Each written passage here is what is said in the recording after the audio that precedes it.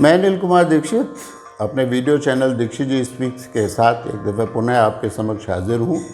आज है तारीख 15 जुलाई सन 2021 और दिन है गुरुवार। मैं अपने कार्यक्रम में सभी अपने श्रोताओं का, दर्शकों का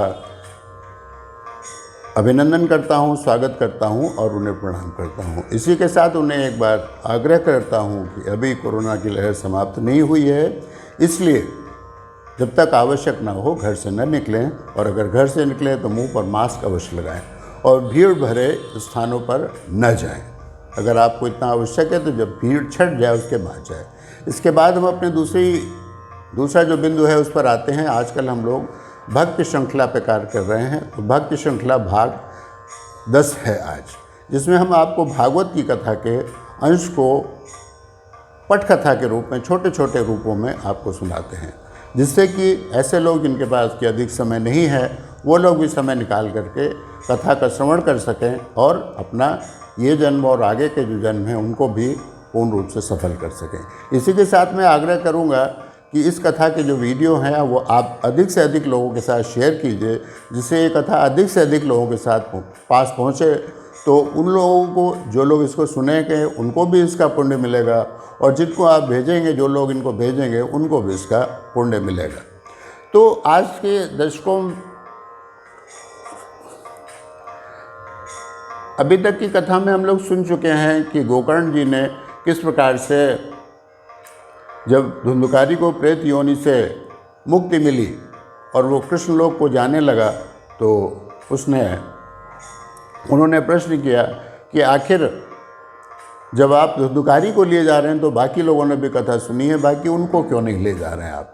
तो जो भगवान के पार्षद थे उन्होंने कहा कि इन लोगों ने चूँकि कथा मन लगा के नहीं सुनी है, और धुंधुकारी का प्रयोजन ही था कथा सुनना, तो इसने पूरी कथा सुनी है और अपने दिल में उसको बैठा लिया है, तो भगवान इसके हृदय में निवास कर गए हैं, इसलिए ऐसा उन्होंने किया है।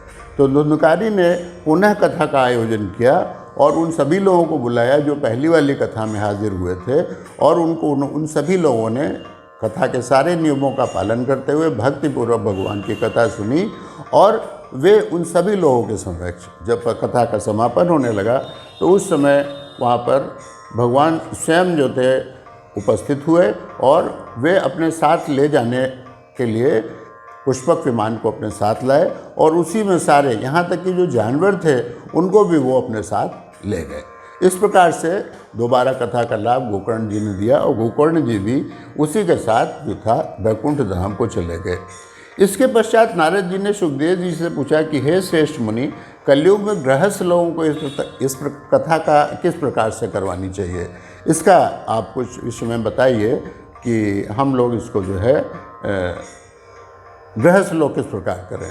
तो उन्होंने सुखदेव जी ने इनको कथा करवाने की विधि बताई। उन्होंने बताया इस कथा को करवाने के लिए सावन, भादों, कार्तिक, आषाढ़ और कभी कभी पुरुषोत्तम मास होता है, हर वर्ष के तीसरा वर्ष होता है, उसमें एक वर्ष अधिक माह कहलाता है, जिसको पुरुषोत्तम माह भी कहते हैं, वो भी इसके लिए बहुत ही उचित है।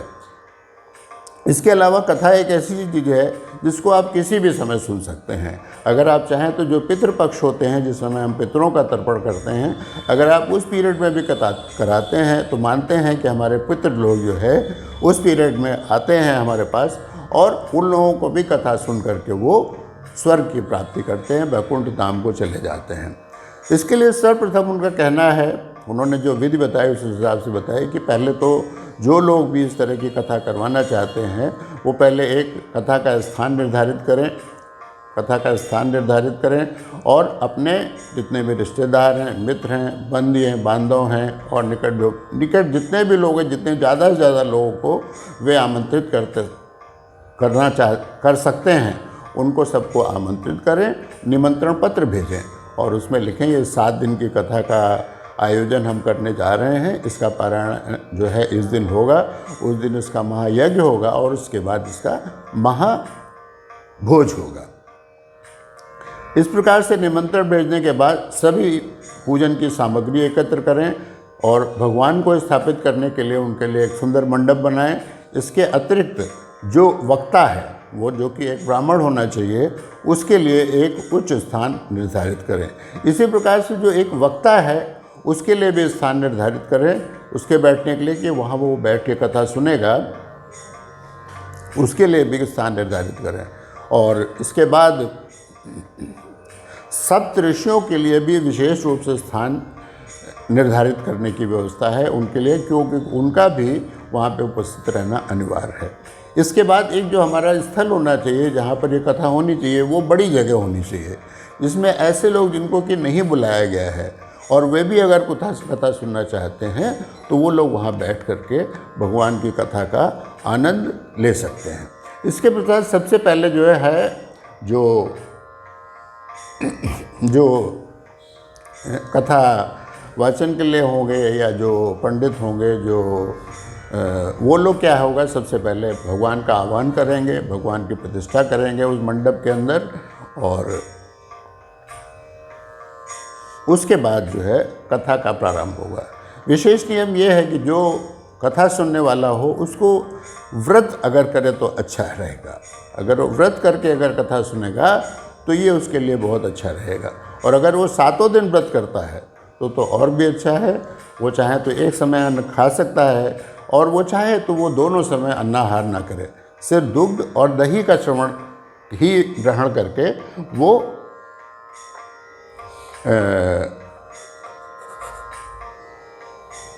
अपनी कथा सुन सकता है। इसके पश्चात 7वें दिन जब कथा समाप्ति हो उसके बाद अग्निहोत्र होना चाहिए, यज्ञ होना चाहिए, उसमें सभी के लिए जो अग्निहोत्र होना चाहिए और अग्निहोत्र संपन्न करा करके सबको भोजन कराना चाहिए।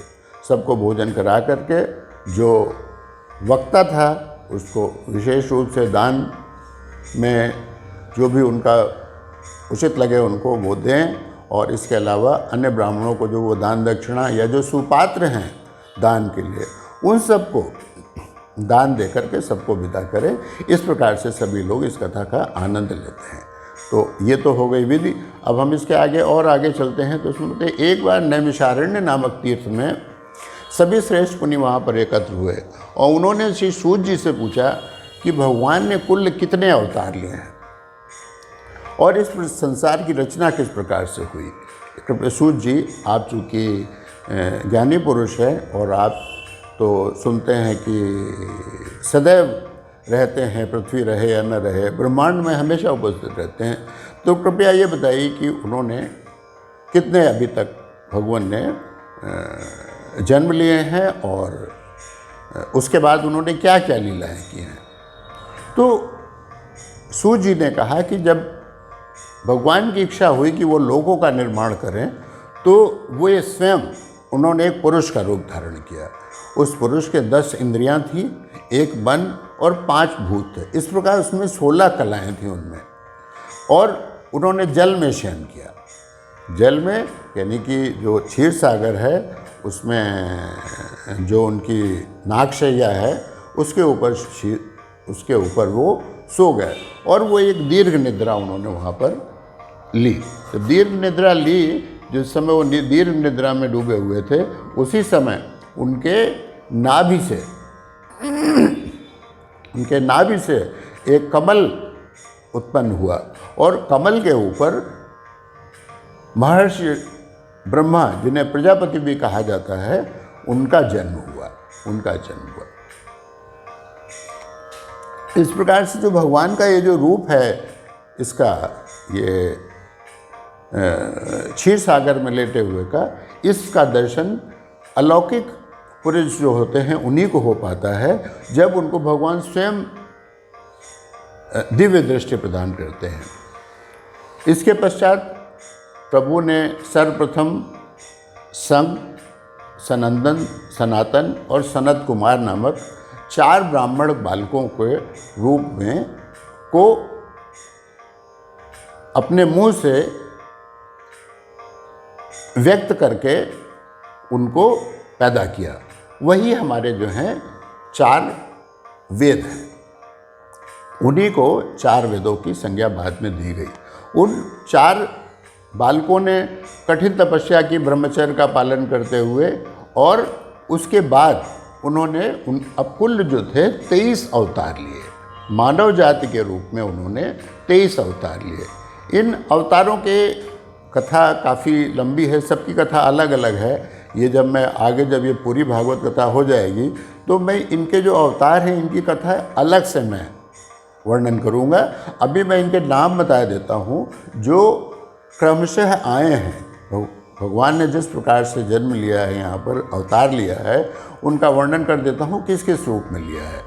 जैसे कि सबसे पहले जो आता है वो है शूकर। शूकर के रूप में, सूअर के रूप में उन्होंने जन्म लिया। जब पृथ्वी गर्त में जा रही थी उस समय उन्होंने, जो जंगली सूअर होता है उसके जो बड़े बड़े दांत होते हैं, तो भगवान ने जन्म लिया और अपने उन दांतों के ऊपर पृथ्वी को संभाल करके संभाला।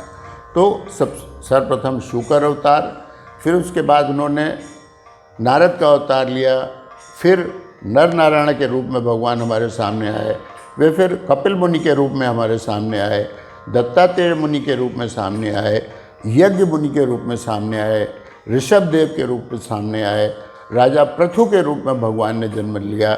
इसके अलावा उन्होंने मत्स्य अवतार लेकर के पृथ्वी की रक्षा की। इसके अलावा जिस समय समुद्र मंथन हो रहा था उस समय उन्होंने कच्छप अवतार लिया, और उसमें जो मोहिनी का अवतार है, जो लक्ष्मी जी जो बनी है बाद में, वो भी भगवान का ही रूप है।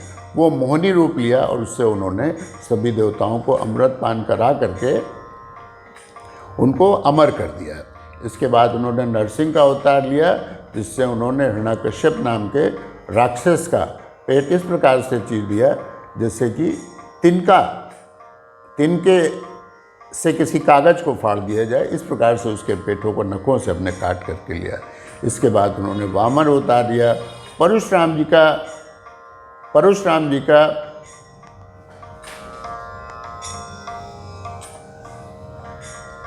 इसके पश्चात उन्होंने परशुराम जी का अवतार लिया। जिस समय क्षत्रिय राजाओं ने पृथ्वी के ऊपर बहुत उत्पात मचा रखा था, तो परशुराम भगवान का जन्म हुआ और उन्होंने इस पूरी पृथ्वी से क्षत्रियों का एक बार पूर्ण रूप से नाश कर डाला। इस पृथ्वी पर कोई भी जो था क्षत्रिय नहीं रह गया। फिर उन्होंने व्यास मुनि के रूप में भी जन्म लिया, भगवान राम के रूप में उन्होंने जन्म लिया, बलराम और कृष्ण के रूप में जन्म लिया। कलयुग में उन्होंने बुद्धावतार लिया, भगवान बुद्ध के रूप में उन्होंने अवतार लिया। कलयुग में जब अभी अत्याचार और बढ़ जाएगा, कहते हैं तब भगवान विष्णु यश नामक ब्राह्मण के घर कल्कि के रूप में जन्म लेंगे, जो कि जन्म अभी बाकी है। इस मामले में कई विद्वानों का मत यह है कि वो कृष्ण को अवतार नहीं मानते हैं, वे सिर्फ 22 अवतार ही मानते हैं। उनका कहना है कि भगवान कृष्ण जो थे स्वयंभू विष्णु के रूप में इस पृथ्वी पर अवतरित हुए थे और उन्होंने यहाँ पर अपनी विभिन्न विभिन्न लीलाएँ की। उन्होंने बाल लीलाएँ, जब उनका जन्म हुआ तब उन्होंने लीला की, उसके बाद उन्होंने बालक के रूप में लीला की, फिर उन्होंने युवावस्था में लीला की, फिर वो ज़िंदगी भर जीवन में लीलाएँ ही करते रहे और धर्म अधर्म दोनों को देख करके धर्म की रक्षा करते हुए उन्होंने इस पृथ्वी से को मुक्त किया। और उसके बाद और उनके जाने के बाद इस धरती के ऊपर कलयुग का आरंभ हुआ। इस प्रकार से भगवान के 22 अवतार माने जाते हैं। ईश्वर है जो जिसको कि हम 23वां अवतार मानते हैं, जो कृष्ण का है, वो ईश्वर है। वो एक ऐसा रूप है जिसमें सब कुछ है, जिसमें अनेक चीज़ें उनके शरीर में दिखाई देती हैं। लेकिन जो सामान्य लोग होते हैं वो लोग भगवान के उस रूप को नहीं देख पाते हैं। जो ज्ञानी पुरुष हैं और भगवान जिनको दिव्य दृष्टि प्रदान करते हैं, उन्हीं लोगों को उस रूप का दर्शन होता है और उस रूप का दर्शन करने के बाद वे लोग भी उस चीज़ को भूल जाते हैं कि हमने इसको देखा है। लेकिन जो ज्ञानी पुरुष हैं, जो ऋषि मुनि हैं, जो कि जिनके पास तपोबल है, वो परम आनंद की प्राप्ति करते हैं।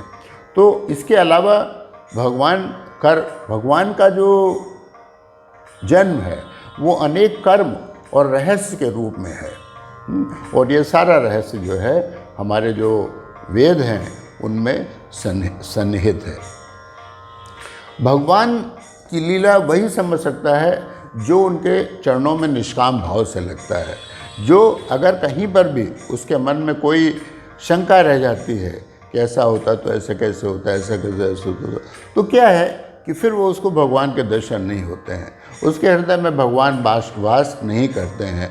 महर्षि वेदव्यास जी ने इसीलिए इस महाग्रंथ की रचना की और श्री कृष्ण को एक पुत्र के रूप में ये भागवत की कथा लिखने के बाद भगवान कृष्ण को एक पुत्र के रूप में समर्पित की और भगवान इसी में समा गए। इसलिए माना जाता है कि श्रीमद् भागवत कृष्ण के रूप में कलयुग में उपस्थित है।